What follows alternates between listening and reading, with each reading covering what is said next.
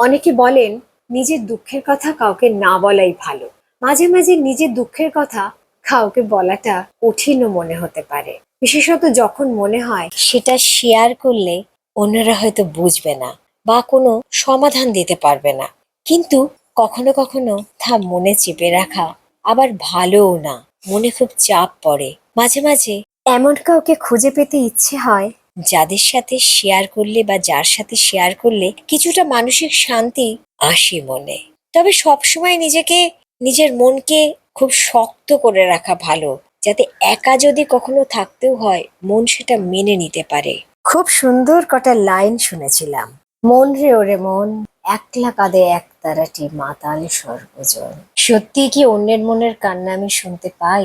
হ্যাঁ, তখনই আমি পাবো যদি খুব আমি কাউকে ভালোবাসি, তখন তার মনটা যেন ছবির মতো হয়ে যাবে আমার মনের সামনে, বা আমার মনটা তার মনের সামনে একটা ছবি হয়ে যাবে।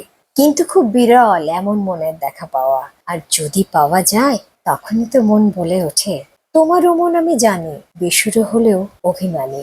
আর ঠিক সুরে সুরটা মেলাতে পারলেই তো সেই মন একতারা সুরে সুর মিলিয়ে বেজে উঠবে।